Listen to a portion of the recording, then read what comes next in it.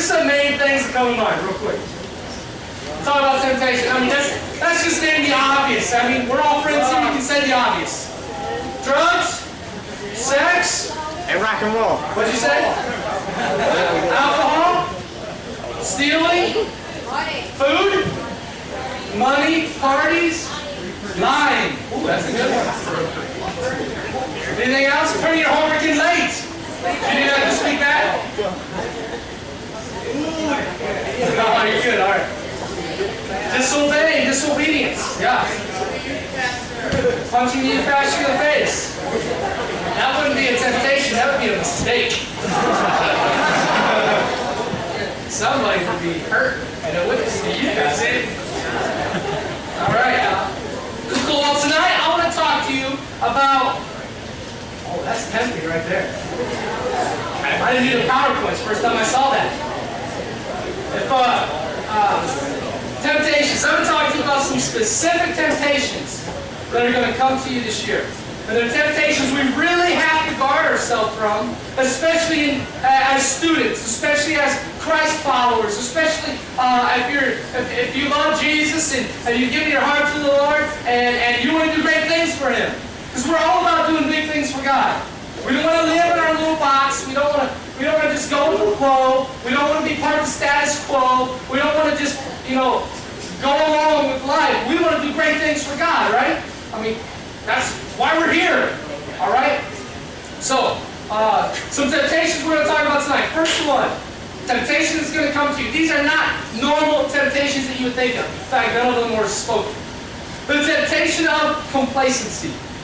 Now, let me define complacency for you. Some of you may not know exactly what that word means. Let me define it for you. A definition of complacency is a feeling of contentment or self-satisfaction, especially when coupled with an unawareness of potential danger, trouble, or controversy. All right, an instance of contented self-satisfaction.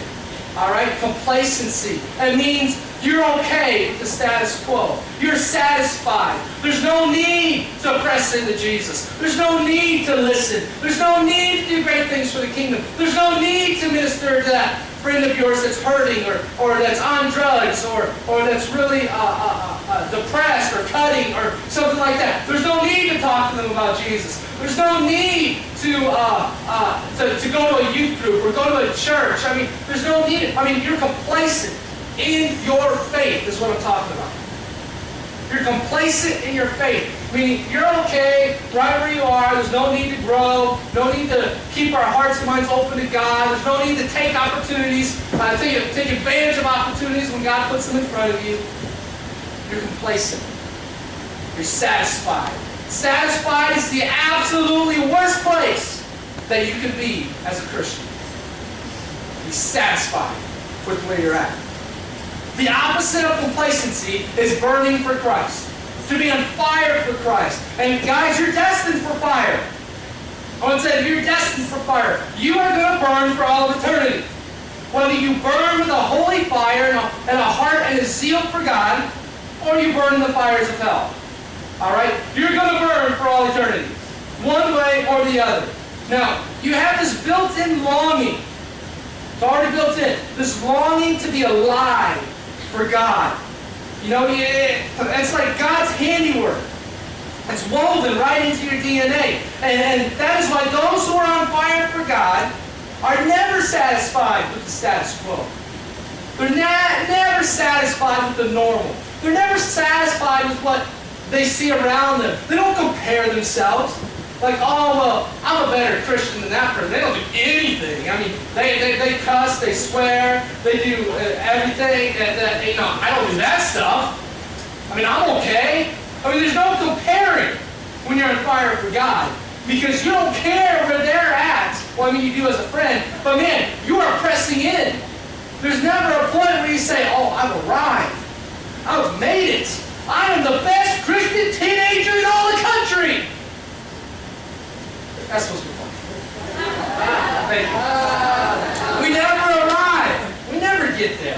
And if we think that we get there, we're in trouble. Let's talk about John the Baptist.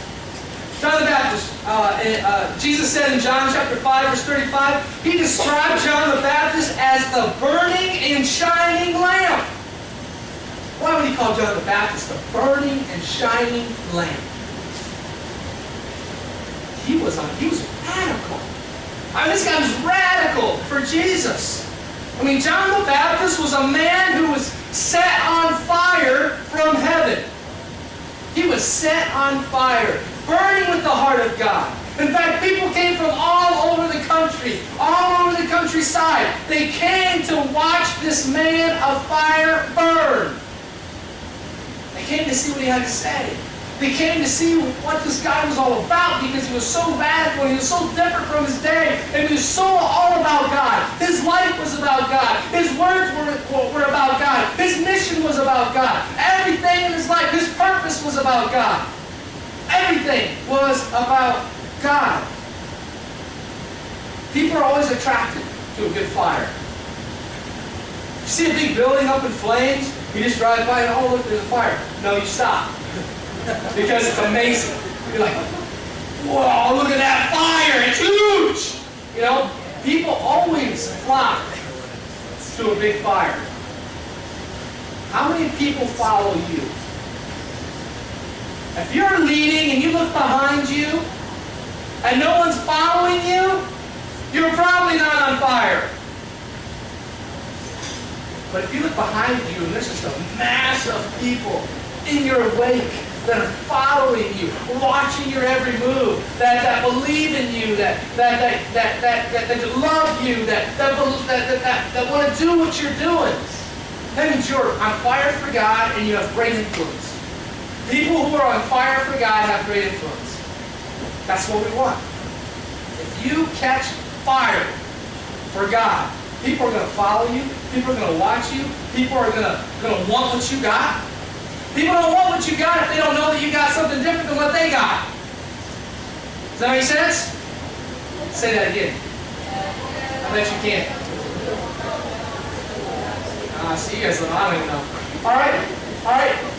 If people can't see the fire in you, guess what? They're not going to want the fire. They're not going to want what God has. They're not going to want what God is offering them, which is true life. Because they don't see true life in you. All right? We have got to ask God to set our hearts ablaze for Him. So that's the temptation of complacency. It's going to hit you this year. Somewhere along this year, you're going to get hit. You're going to say, oh man, I don't need to read my Bible today. I don't need to have devotions today. I don't need to spend time in prayer today. I'm good. I'm tired. There's other things in my life. I can just skip stuff for today. Then the next day may come. You may do it. The next day, oh, I'm going to skip again. I don't need to do this. The next day, I'm going to skip again. The next day, I'm going to skip. Next thing you know, it's been 3 weeks and you haven't cracked open your Bible. Next thing you know, this fire that was inside you, this fire that's burning, this zeal for God has shrunk down and you're smoking. Which means there's very, very little flame.